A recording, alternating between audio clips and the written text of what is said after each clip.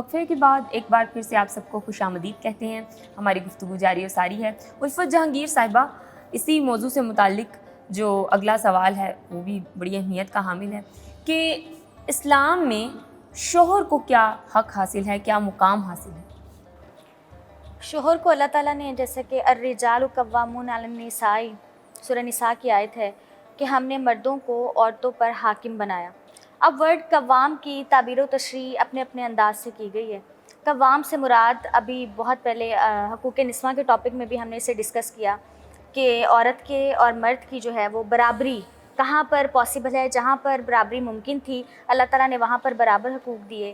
جہاں پر جو ہے وہ ان کے اندر فرق آنا چاہیے تھا، مساویانہ تقسیم نہیں ہو سکتی تھی، ان تمام حالات و واقعات، ان کی نفسیات، ان کی ساخت کو دیکھتے ہوئے اسے سیپریٹ بیان کیا.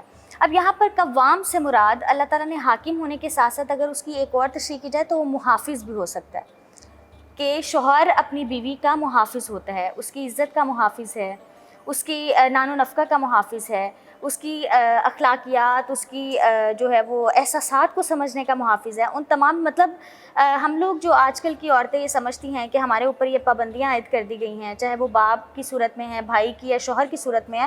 ہمیں یہ سمجھنا چاہیے کہ اللہ تعالیٰ نے ہمیں یہ گارڈز دیے ہیں جو ہر وقت ہر لمحہ ہماری حفاظت کر رہے ہیں. ہمیں اس بات کا شکر ادا کرنا چاہیے کہ اتنے مقدس رشتے کے اندر، اتنے بہترین رشتے کے اندر اللہ تعالیٰ نے ہمیں باندھ دیا. اب اگر بات کریں شوہر کے مقام کی کہ شوہر کے بیوی پر کیا حق ہیں، کہ بیوی کیا کیا لوازمات ادا کرے تو شوہر کے حق ادا ہوتے ہیں، تو اس کے لیے قرآن سے ہی 3 جو ہے وہ پوائنٹس نکالے گئے ہیں، جس میں سب سے پہلے ہے کہ شوہر کی عزت کی حفاظت عورت کی ذمہ داری ہے. اس کے حق فرائض میں شامل ہے کہ وہ شوہر گھر میں موجود ہو یا نہ ہو، اس کی غیر موجودگی میں اس کے مال کی اور اس کی عزت کی حفاظت کرے. جس شخص کو شوہر پسند نہیں کرتا اس کو گھر میں داخل نہ ہونے دے. اپنی عزت کی حفاظت، شوہر کے گھر کی، اس کی اولاد کی تربیت، یہ تمام ذمہ داریاں عورت کے فرائض کے اندر آتی ہیں. اور عورت کا مقام اور مرتبہ تبھی بلند ہوتا ہے جب وہ اپنے فرائض ادا کرتی ہے، اپنی ذمہ داریوں کو بہتر طور پر نبھاتی ہے، اپنے شوہر کی عزت کرتی ہے، اپنی عزت کا پاس رکھتی ہے اور اس کی عزت کا پاس رکھتی ہے. تبھی اس رشتے کے اندر انڈرسٹینڈنگ ڈیولپ ہوتی ہے، ایک دوسرے کا احساس پیدا ہوتا ہے، محبت اور ہمدردی پروان چڑھتی ہے. اس کی ضرورتوں کا خیال رکھا جائے، وہ چاہے اس کی جسمانی ضرورتیں ہوں یا اس کی گھریلو ضرورتیں ہوں. یہ تمام چیزیں ہم لوگ آج جو نعرے لگاتے ہیں اور بہت ہی فرسودہ قسم کے خیالات ہیں، اور اگر ہم ان کو ماڈرنزم تصور کرتے ہیں تو میرے خیال میں آج اگر کم کپڑوں کو اور اس طرح کی نعرے بازی کو ہم لوگ ماڈرنزم تصور کرتے ہیں تو جانور ہم سے زیادہ ماڈرن ایک خاندان ہے، اور اگر خاندان جو ہے اس کا شیرازہ بکھر جائے تو پھر معاشرہ پروان نہیں چڑھ سکتا. ڈاکٹر صاحب، میاں بیوی کے رشتے کو مضبوط کیسے بنایا جا سکتا ہے؟ بہت اہم سوال ہے اور بڑی ضرورت ہے اس چیز کی آج ہمارے معاشرے میں. دیکھیے، ایک تو یہ سمجھنا چاہیے میاں کو بھی اور بیوی کو بھی اور ان کے دیگر عزیزوں اور رشتہ داروں کو بھی کہ یہ ناگزیر ہے کہ میاں بیوی کا آپس میں جو تعلق ہے، جو رشتہ ہے، وہ بہت مضبوط ہوگا تو نظام چلے گا. اولاد کی تربیت پر اثرات ہوتے ہیں، اسی طرح رشتہ داروں کے معاملات ہوتے ہیں.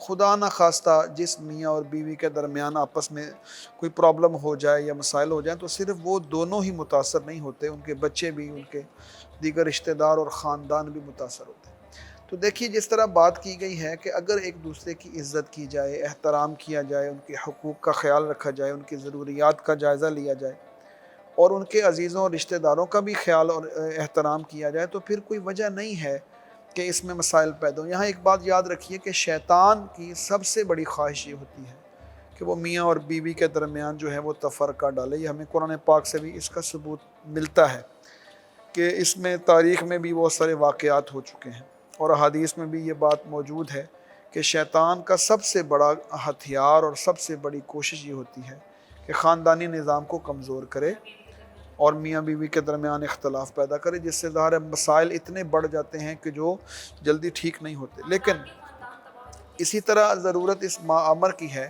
کہ میاں اور بیوی دونوں کے اندر وہ بنیادی صفت پیدا ہو جس کا تذکرہ یہاں پہلے ہوا، اور وہ ہے اللہ کا خوف، اللہ کی محبت، اللہ کے سامنے کھڑے ہونے. اس سے پھر وہ چیزوں کو تبدیل کرتے ہیں، معاملات کو سمجھنے کی کوشش کرتے ہیں اور کن کن چیزوں کے اندر احترام ہوتا ہے، عزت ہوتی ہے، ان چیزوں کے اندر اگر دیکھا جائے تو اسی طرح پھر ایک دوسرے کے ساتھ جو ہے وہ روٹین سے ہٹ کر मतलब चीज़ों को देखना चाहिए, एक दूसरे को तहाइफ देने का मामला है।